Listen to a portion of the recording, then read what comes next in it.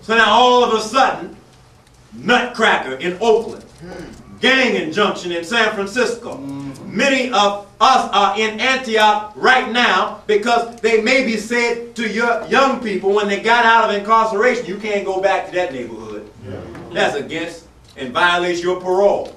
You can't be with your old homies. You just violated your parole. So to protect their families, some families packed up and moved. Right. On the other hand, they came out with these no tolerance policies in public housing. That's right.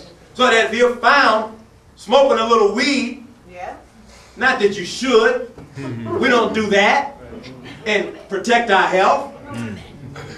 However, if you're found smoking a little something, no tolerance policy says, now you got to get out of the housing project. Quite frankly, many folk moved out here because for a little moment, you know, that housing boom hit, and it meant that you bought a home 2 blocks from Prostitution Row and dope houses and problems in Oakland, right? And that house would cost you $400,000. And then you looked out in Antioch and you said, oh, you mean with $400,000 I get a brand new house and not an 80-year-old house? With $400,000 I can get 4 bedrooms and a swimming pool and there's no gangsters in front of my door?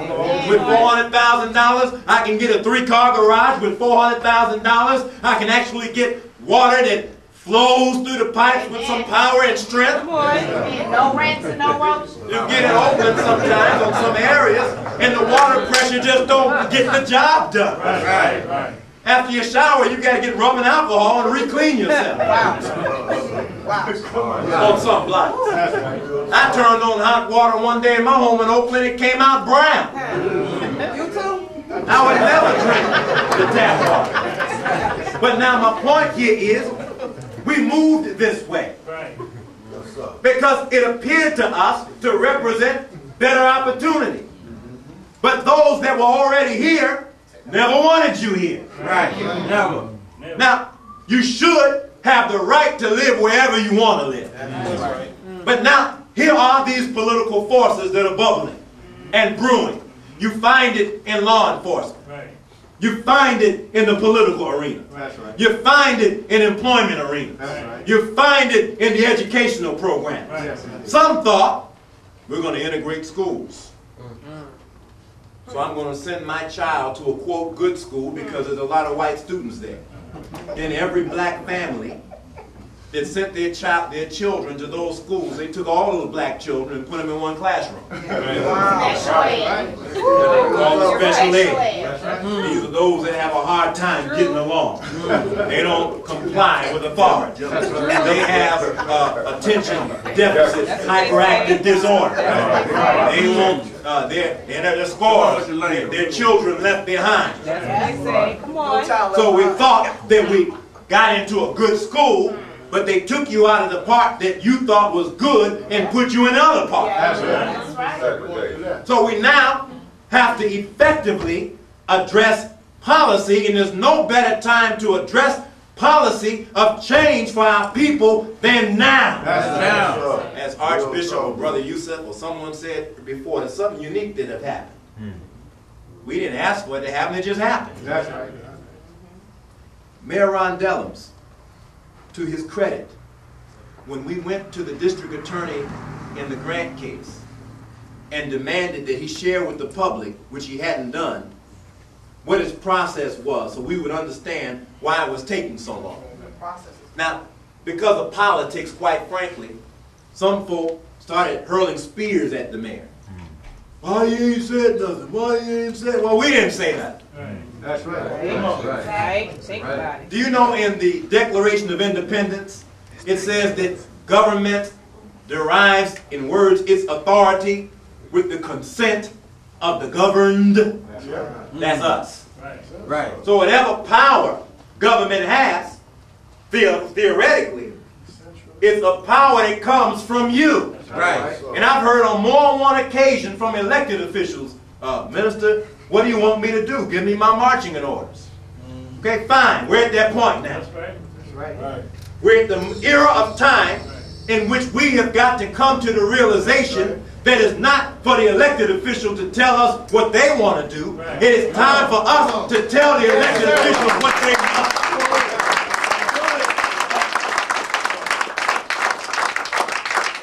So we went to see the district attorney and said, you need to tell the people what your process is. But because he thought of us perhaps as some wild-eyed radical Negroes that took him a flashback to the Panthers. I mean, we did roll on him, I have to say that. Yeah, we did. He didn't know that we were coming. He didn't have an appointment. No, sir. There were 100 of us in the lobby. Go ahead. And we demanded a meeting. He was frightened. That's right. I assured him his safety. If he meets us. Right. He opened the door and let us in. That's right. And we gave him what was right to do. That's right. Part of the reason our youth rioted is because they didn't see that the system would provide any justice because he hadn't said anything. That's right. Bart said the film was grainy, it was inconclusive. Yeah, they couldn't even get the policeman to come in and say what he did. Right. That's right. Sister, are you an active law enforcement officer now? I'm on still suspension as a result. You're on suspension. But whether suspended or active, aren't you required to make a report when there's an incident? Always. Always. Always. So if you had a conflict and you had to hit somebody, that's a report? Always. If you pulled out your taser and you tased somebody, Definitely. that's a report? If somebody hit you, and you didn't even know who it was or where he went, is that a report?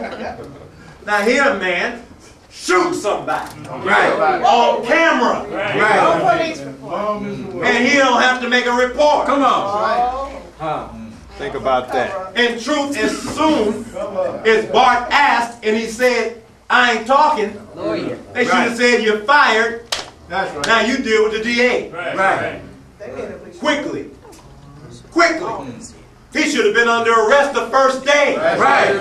So as soon as he said, I ain't talking, they should have put cuffs on him. That's right. Isn't that probable cause? You got a film of shooting somebody? Think about it. Is that probable cause for an arrest? He should have been arrested by his partners who were on the scene. That's right. If it were an accident, he should have bailed out. Come on. Got a lawyer and said, I did it and it was an accident. Right. He didn't do that. No, sir. He said, I ain't talking. You can't make me talk. I quit. That's what he said. They should have said, good, you're under arrest. Real talk. Figure it out later. But you know, they created something. These policies are slick now. There's a policy called the Police Bill of Rights. Think about it. Well, what happened to your Bill of Rights? Right. Did not the Declaration of Independence declare you had a right to life, liberty, and the pursuit of happiness? Right. Well, Oscar Grant's life was taken from him. That's right. And all of our lives, through him, have been offended. So now, what we're declaring at this moment in time is we have got to put ourselves in a position to wipe the state clean of these types of laws that protect brutal ideas. That, as Greg Davis said, we're going to build and fill more prisons. Listen to this. The state is so broke that in a few weeks they're declaring if you receive a check from the state, it's going to look a little different. What you're going to get is an IOU. That's right. Isn't that what they're saying? Yes, sir. They're broke. Why are they broke? Well, they spend $60,000 a year keeping Pookie in San Quentin. Ray Ray. And Nene. Right. That's right. 60 grand. Right. Listen to this. If they took half that and provided them with the best of education. That's right. Stanford, Berkeley, like education, cost about that. Do you think that Pookie, Ray Ray, and Nene would find better cause to refrain from a life of crime? Yes, sir. In fact, they can save have that amount of money. Right. Educate them and provide them with the necessities